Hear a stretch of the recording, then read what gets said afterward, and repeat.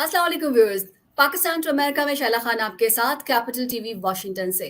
जैसे कि इस प्रोग्राम के नाम से जाहिर, इस प्रोग्राम में शामिल होंगी पाकिस्तान और अमेरिका से जुड़ी खबरें, बातें होंगी दोनों मुल्कों की सियासत पर और हालात हाजरा पर।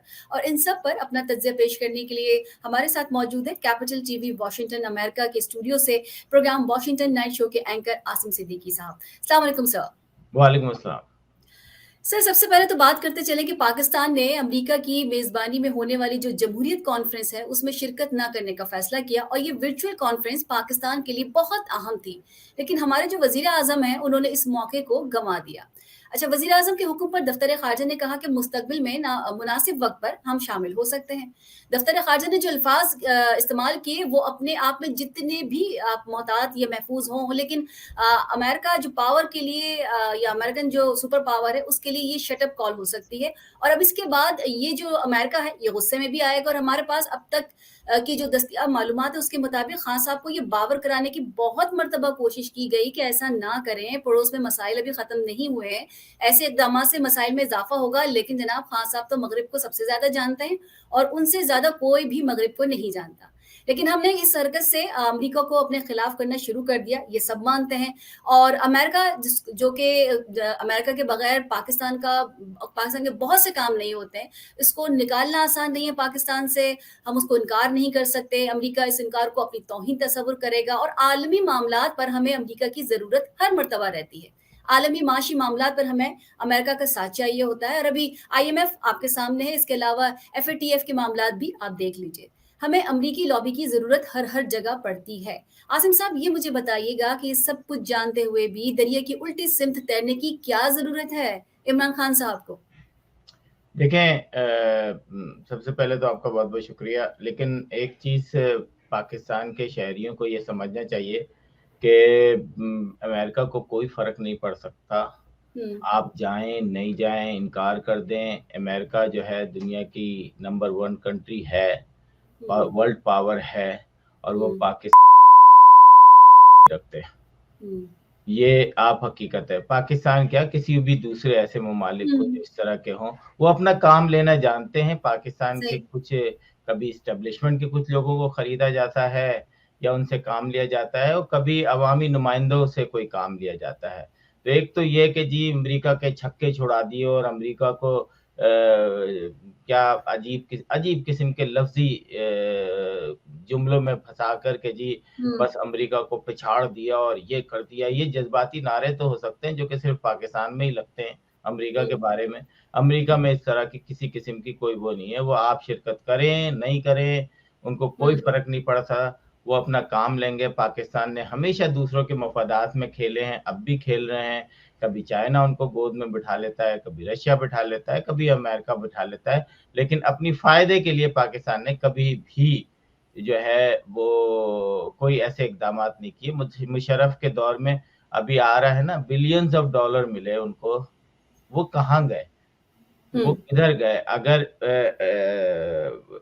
मुशर्रफ साहब अपनी किताब में लिखते हैं कि हुँ, मेरी माँ या मेरे घर वाले गरीब थे और हम कोई इतने अमीर नहीं थे, तो आज जो है वो हर जगह जो है अपार्टमेंट्स इनके निकल रहे हैं, घर निकल रहे हैं, महल निकल रहे हैं।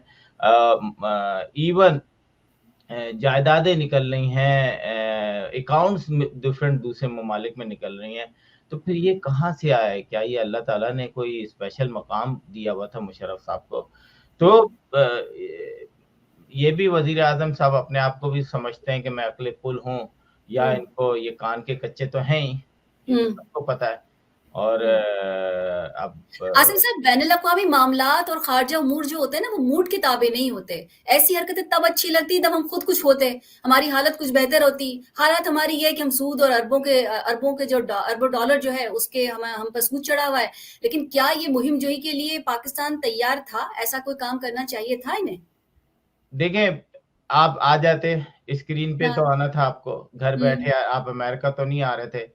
लेकिन हुँ, एक पॉज़िटिव इशारा जाता है अमेरिका की तरफ से कि जी अमेरिका के पाकिस्तान साथ हैं। हुँ, हमारी माशी हालत क्या है? हम तो खूँटे पे लटके हुए हैं, हुँ, लेकिन एस्टेब्लिशमेंट जो है वो खूब खा-पी रही है और रज के ज़िंदगी गुज़ार रही है पाकिस्तान के अंदर। लेकिन बाकी 21 हुँ, करोड़ अवाम क्या कर रही है? अगर 1 करोड़ अवाम बहुत खुश है, तो हुँ, या तो वो 1 करोड़ अवाम जो है वो 21 करोड़ की अवाम पर जो है हुकूमत कर रही है, वो करती रहेगी, उसको कोई फ़र्क नहीं पड़ता। अमेरिका को अच्छा लगता है कि वो हुँ, एस्टेब्लिशमेंट के अक़ल कुल वालों से कॉन्टैक्ट करें और अपने काम ले लें। ये हुकूमत को तो वो वैसे भी अपने वो कहते हैं भैया पाकिस्तान के अंदर जो है पार्लिमानी निज़ाम जो है उनकी हैसियत क्या है आज देख लें। जितने हुँ, भी वज़रा हैं, ये हुकूमती अरकान हैं, उसमें से कितने परसेंट जो हैं वो आज जो है वो उनकी कोई क्रेडिबिलिटी है। वो अपने हुँ, इलाके में अकेले नहीं जा सकते। जी। सही। अच्छा, दूसरा ये भी मैं पूछना चाहूँगी आपसे कि वो अमेरिका की जिस तरह से हम बात कर रहे हैं और हम बात कर रहे हैं कि ये मतलब कोई स्ट्रैटेजी नहीं है इमरान खान की, तो इमरान खान की मेरे ख़्याल में उनकी वुज़रा की भी कोई स्ट्रैटेजी नहीं लगती है। पीटीआई में आपको पता है कि टॉलरेंस की कमी तो है और बल्कि यूँ कहूँगी कि कब की ख़त्म हो चुकी है। मगर जो रीसेंट इंसिडेंट हुआ, वो भी आप पता है कि उसके लेने के देने पड़े। यूनुस खान साहब हैं, आप जानते हैं बहुत अच्छी तरह, यूरोप में आज न्यूज़ को कवर करते हैं। शहरयार आफरीदी ने कश्मीर के हवाले से एक सवाल किया था। वो सवाल को इतना ज़्यादा बड़ा भी नहीं था, लेकिन शहरयार साहब के पास लगता है कि उसका जवाब तो था नहीं, लेकिन जवाब देने की बजाय जो कुछ हुआ, वो मेरे ख़्याल में उसको क्या करना चाहिए? उसे मेरे ख़्याल में ज़बान पे भी नहीं ला सकते हम लोग। बिल्कुल, आप दिखाएँ ज़रा हमारे नाज़रीन को एक दफ़ा फिर दिखाएँ, उन्होंने कहा क्या है? जी, फिर उस पे बिल्कुल बात नाज़रीन को करते हैं। दिखाते हैं। अब आपको पता है कि कौन सूअर है, कौन कुत्ता है, कौन इंसान का बच्चा है। मैं तो नहीं रहूंगा फ्रांस में, आपको पता है। वो जब क्वेश्चन कर रहा था, आप क्यों चुप थे? आपने उससे पूछा, आप उन दोनों ने, आपकी तंजीमों ने उससे पूछा कि तुमने ये खबर किस चीज लगाई है? जी मैंने पूछा। क्या पूछा? मुझे तो कोई रिजल्ट नहीं आया। वो तो अभी भी मुझे फोन कर रहे हैं। मुझे उसने ये कहा है कि अफजार डाल साहब के फोन पे मेरी बात होगी है शहरयार साहब हुई है।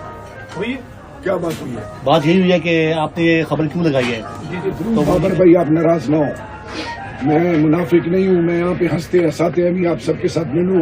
जी जी। आप लोगों ने मेरी इज्जत का जनाजा निकाला है, आपने निकाला है। मैं नहीं जानता था इनको, आपने मुझे, आपको मैं बड़ा समझता हूँ, इज्जत समझता हूँ।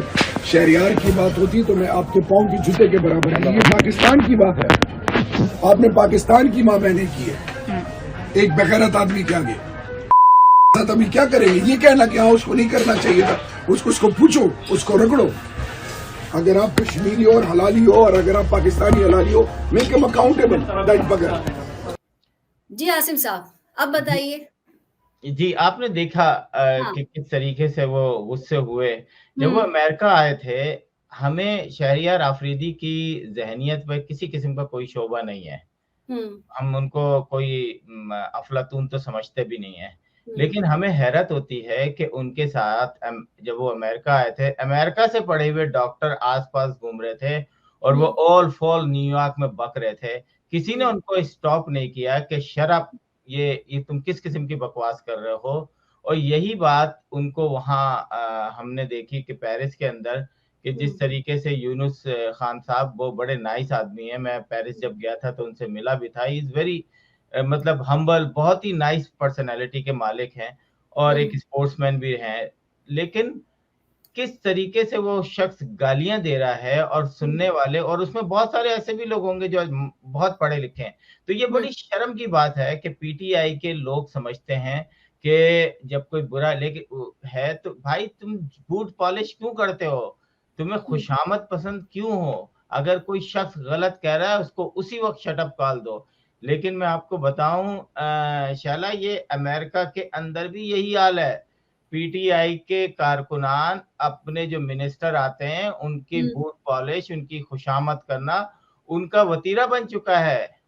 उनको लेकिन वो आसिफ साहब ये बड़े हम लोगों को भले दूर रखते पोलाइट हैं। अंदाज़ भले पोलाइट अंदाज़ में भी तो बात हो सकती है, ज़रूरी था कि स्लैंग बोला बोला जाता। अगर आपको जवाब नहीं देता है, तो डिप्लोमैटिक जवाब बहुत से होते हैं और मेरे ख़्याल में इनकी ट्रेनिंग हो चुकी है, वज़रा देखें, की मैं तमाम की बता ट्रेनिंग तो हो रहा हूँ चुकी कि है। हम लोगों को भी पीटीआई वालों की अब ये हालत हो गई है कि वो बाय इन्विटेशन फंक्शन करते हैं। हम लोगों को हुँ, इसलिए सामने नहीं रखते कि हम लोग कोई उल्टे-सीधे सवाल ना कर लें। ये हुँ, इस काबिल ही नहीं, क्योंकि इन्होंने कुछ काम तो किया नहीं है। अब इस सवाल का जवाब बड़ा अच्छा उन्होंने दे दिया कि जी चलिए जी वहाँ पर दे दिया कि जनाब कि जी हमें पहले से अपॉइंटमेंट लेने पड़ते थे, हुँ, लेकिन ये इमरजेंसी थी, ठीक है आप और भी कुछ बात करने थे, आपने गंदी गालियाँ दी और उसको एक और चीज़ कही कि हुँ, मैं तुम्हें छोड़ूँगा नहीं। ये दुनिया में ये लफ्ज़ जो है बड़े मायने रखता है। और शहरयार आफरीदी साहब, आप जैसा डम्ब और आप जैसा मतलब क्या कहूँ मैं यहाँ पे आपके लिए भी कोई गलत सर इनके इस्तेमाल लीडर भी करता हूँ। बोलते रहे हैं कि मैं अरे छोड़ूँगा आप नहीं। आप कह रहे हैं कि मैं तुम्हें छोड़ूँगा नहीं। लेकिन इनके जो लीडर हैं वो भी तो ये बोलते रहे हैं लफ्ज़ कि मैं छोड़ूँगा नहीं, मैं रुलाऊँगा। बस तो आपको रुला याद है? रहे हैं, रुल रही है पूरी अवाम जी। अच्छा आसिम साहब एक और सवाल करना चाहूँगी। आर्मी पब्लिक स्कूल का खुरेज़ वाक़या हुआ उसके जो लवाहिकीन हैं उनका पेशावर में एहतजाज हुआ है।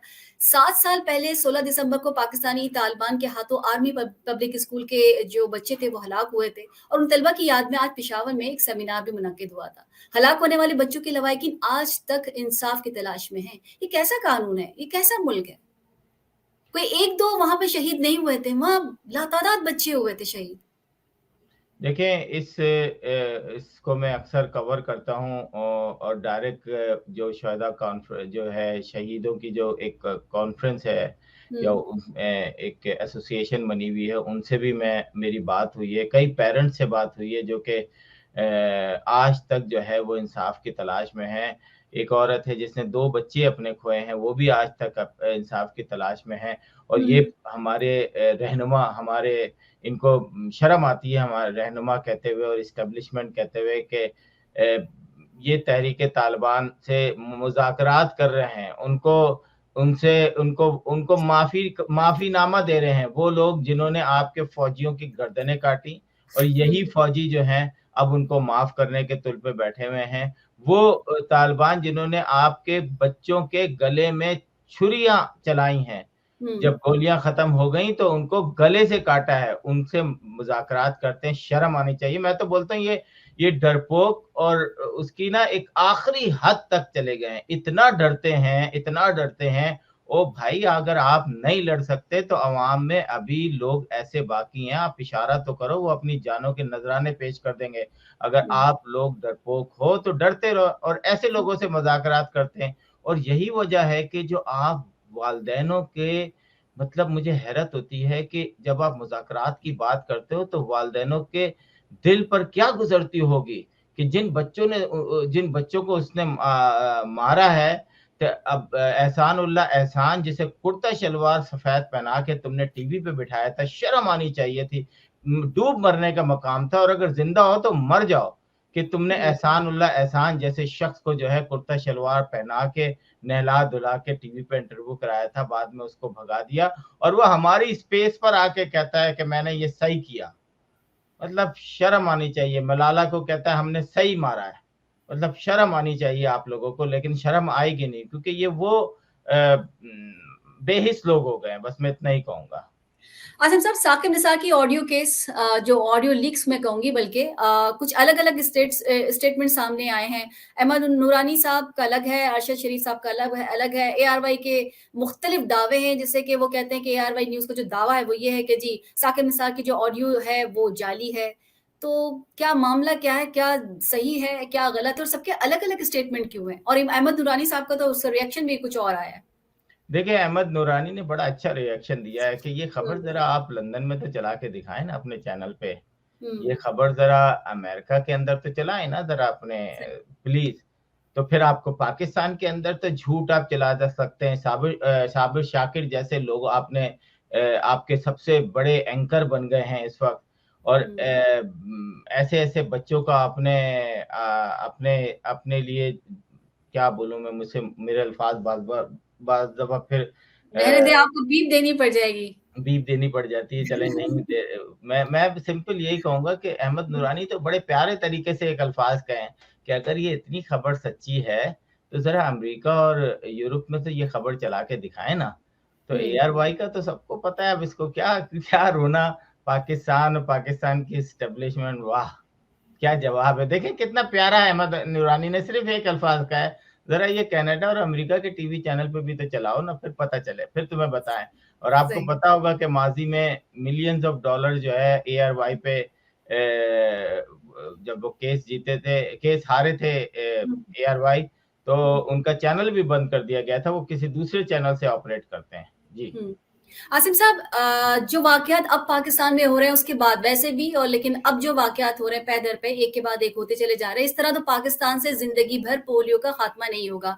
हुआ ये कि खैबर पख्तूनख्वा की पुलिस ने के मुताबिक इंसदाद पोलियो टीम की सिक्योरिटी पर मामूर पुलिस एहलकार मुसल्लह अफराद की फायरिंग के नतीजे में मारा गया था। और खैबर पख्तूनख्वा में 2 रोज़ की अगर बात करें तो ये दूसरा हमला है जिसमें इंसदाद पोलियो की टीम पर मामूर सिक्योरिटी एहलकारों को निशाना बनाया गया। इससे पहले भी टांक में पोलियो टीम की मुसल्लह अफराद ने हमला किया था और जिसकी जिम्मेदारी कलअदम तहरीके तालिबान पाकिस्तान ने कबूल की थी। शहर टांक में पोलियो टीम वाले जो हमला हुआ था, इसमें एफसी का एहलकार भी मारा गया था। मुझे ये बताइए कि और ये हमला तब किया गया कि जब मतलब तहरीके तालिबान पाकिस्तान जो है वो टीटीपी जो है उस पे ये हमला उस जंगबंदी के खात्मे के ऐलान के बाद किया, जो कि 2 रोज़ कबल सामने आया, 2 रोज़ पहले ही सामने आया था। तो सवाल मेरा यही है कि इस तरह तो पाकिस्तान से ज़िंदगी भर ये पोलियो का खात्मा हो ही नहीं सकता। देखें, इस वक्त दुनिया में मेरे ख्याल है 2 मुल्क ऐसे रह गए हैं जिधर पोलियो, हुँ, एक अफगानिस्तान और एक एक पाकिस्तान। पाकिस्तान। तो एक वक्त ऐसा आया था कि एक साल में सिर्फ 2 केसेस निकले थे हुँ, पाकिस्तान में, और उस वक्त मैंने एक आर्टिकल भी लिखा था और मैं हुँ, एक साइंटिस्ट था पोलियो के हवाले से, जिससे मेरी बात भी थी अमेरिका में। और उसके बड़े खदशात थे कि ऐसा ना हो कि आइंदा आने वाले 10, 15, 20 साल बाद पाकिस्तान के लोगों को एयरपोर्ट पे कतरे पिलाए जाएंगे और फिर सही, उनको इन किया जाएगा। सही। तो ये बड़ी शर्म की बात है कि हुँ, हम ऐसे लोगों को प्रोटेक्ट करते हैं। तहरीक-ए-तालिबान की हम बात कर रहे थे कि जो हुँ, लोग हमले करते हैं, कि अगर कि पाकिस्तान के साथ प्रॉब्लम ये है कि वो अपने पाकिस्तान के अंदर तो लोगों को धड़ाधड़ लोगों को मार रहे होते हैं, लेकिन जहाँ लड़ने का बारी आती है सही लोगों से, तो वहाँ पीछे हट जाते हैं और फिर उनको हुँ, पूरा मौका देते हैं कि वो पाकिस्तान की सालमियत पर हमला करें, और वो कर रहे हैं। ये हुँ, टीके ना लगाना और उनके लोगों को जो ये इतना बड़ा काम कर रहे हैं और ऐसी हुँ, जगहों पे जाके हुँ, पोलियो के टीके लगा रहे हैं, उन पे हमला करना है। इनको तो स्टेट इमरजेंसी लगाकर, और उन लोगों को चाहे वो 2 हों, चाहे 2000 हों, उनको हुँ, हुँ, मौत की उनको गोलियाँ मारनी चाहिए, क्योंकि वो पूरी पाकिस्तान की सालमियत से खेल रहे हैं। लेकिन ये नहीं करेंगे क्योंकि इन्होंने माज़ी में भी कोई ऐसे काम नहीं किए हैं।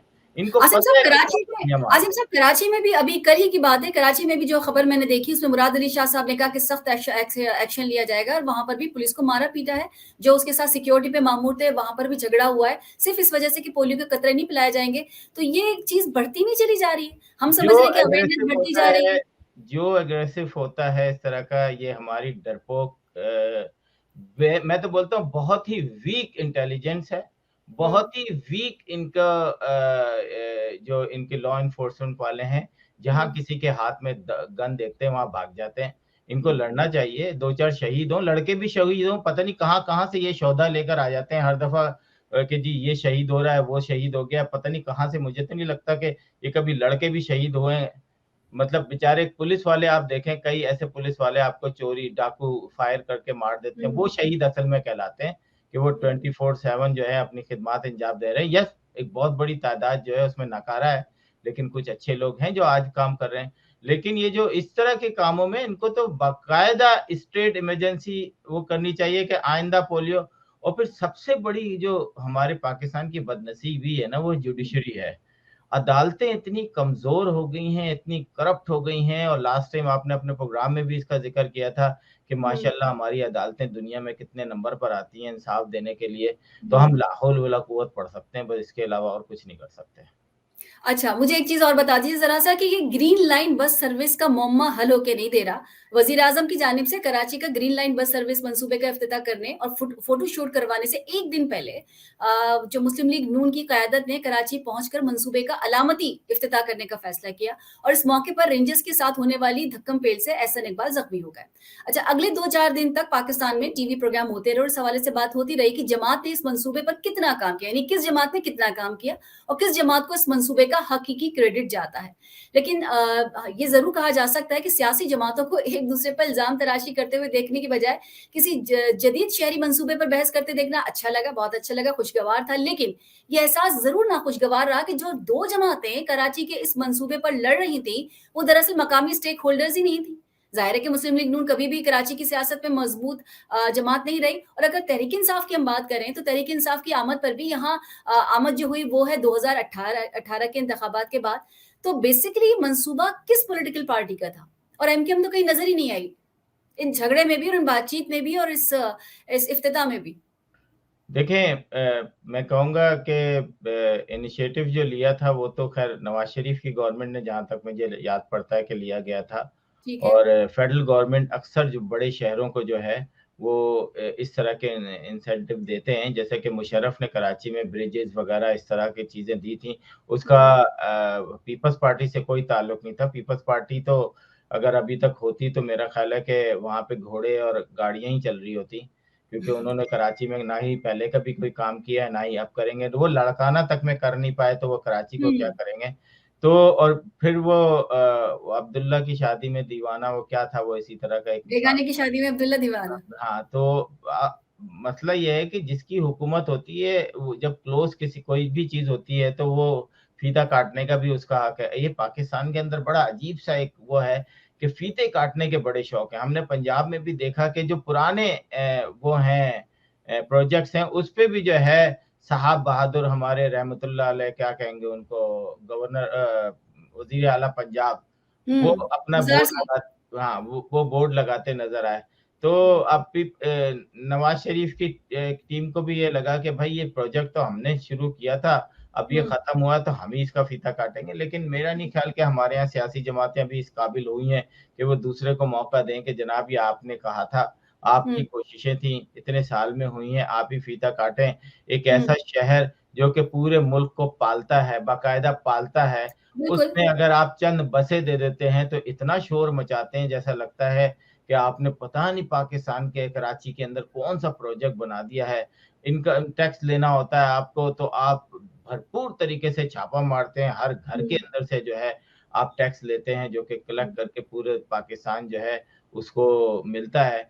सिंध हुँ। के अंदर अगर आप बजट ले लें तो 90% बजट तो 92% बजट कराची का होता है और 8% बाकी पूरे सिंध से मिलता है।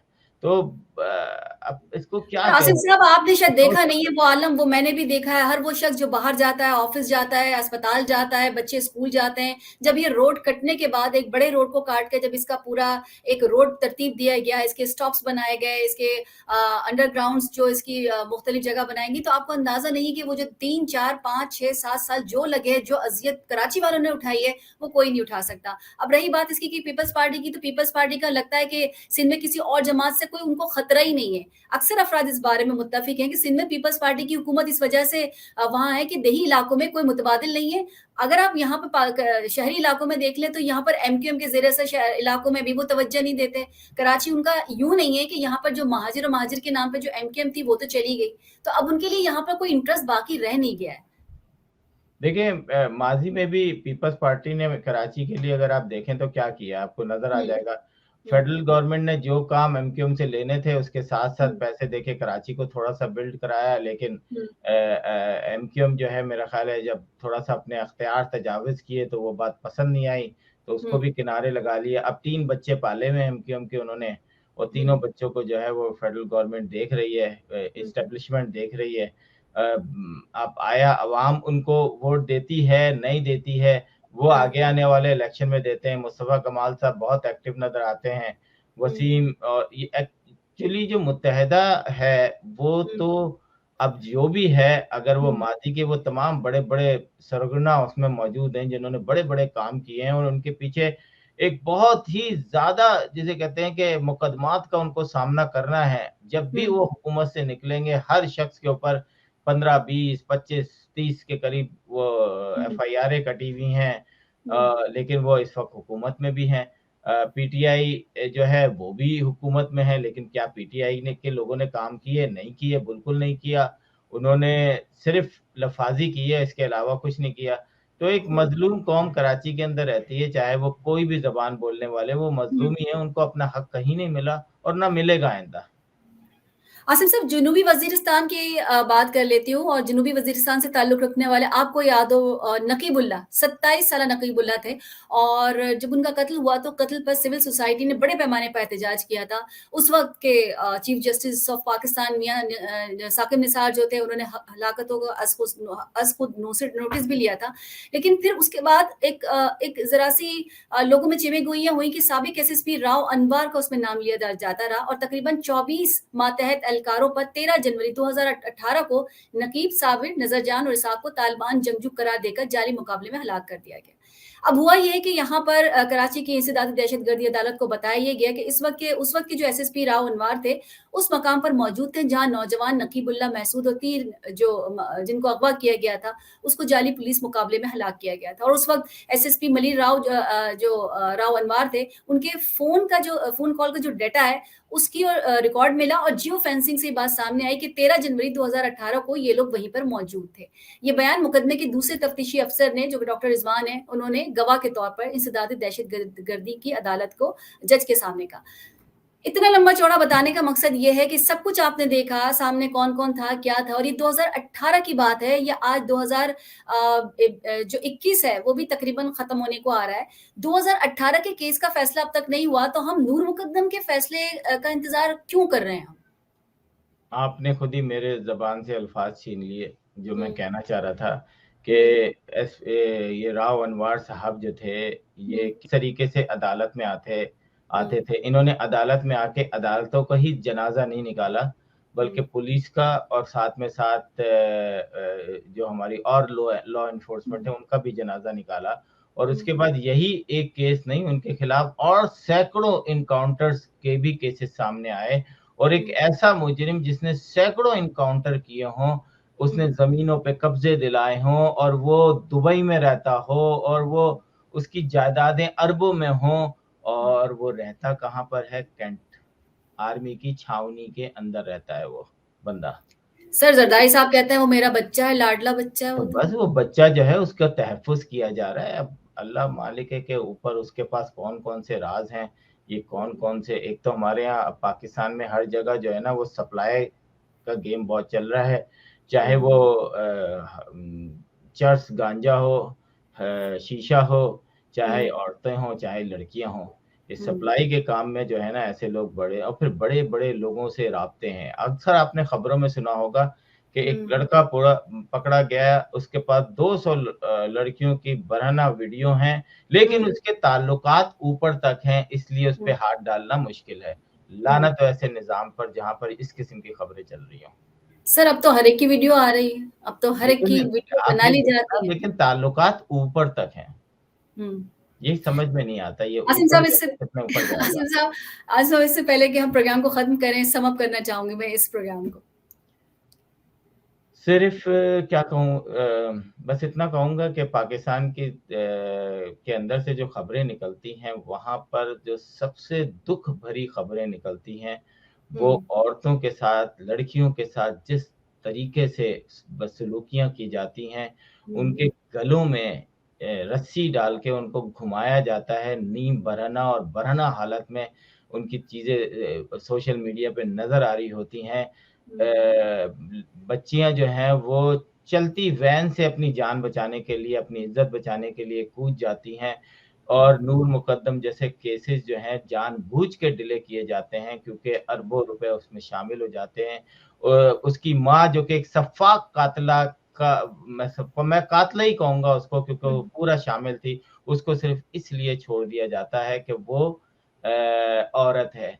मतलब हद होती है किसी चीज़ की लेकिन हम पाकिस्तानी एज़ ए मुसलमान कंट्री जो है पाकिस्तान के अंदर जिस किस्म की बददियानती अपने मुल्क के साथ कर रहे हैं, अपने प्रोफ़ेशन के साथ कर रहे हैं, मेरा नहीं ख़्याल कि पूरी दुनिया में कोई भी ऐसा मुल्क हो, जिधर इतनी बददियानती अपने साथ, अपने मुल्क के लोगों के साथ और स्पेशली पाकिस्तान की मुसलमान और हिंदू और क्रिश्चियन और इन लड़कियों के साथ हो रहा है, जिसका हमें नहीं लगा, हमें ऐसे मुकदमात का फ़ैसला नहीं सुनाया गया।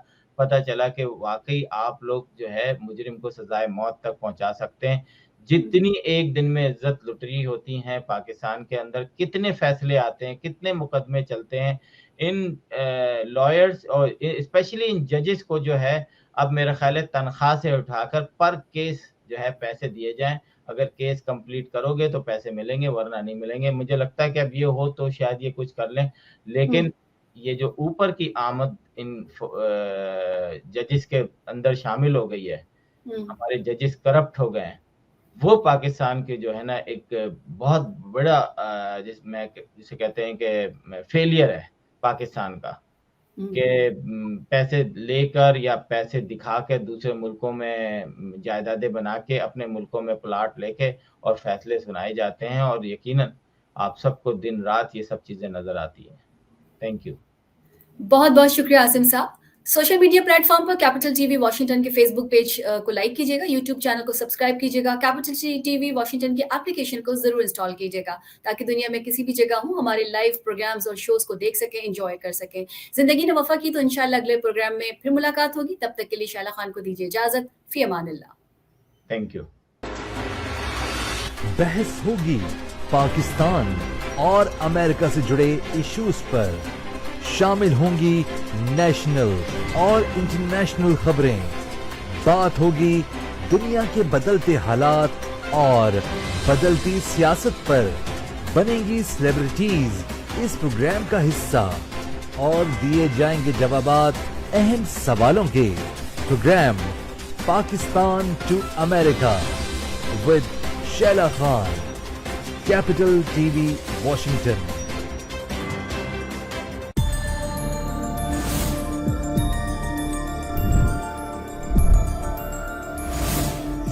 Watching Capital TV Washington, the best South Asian TV channel in North America.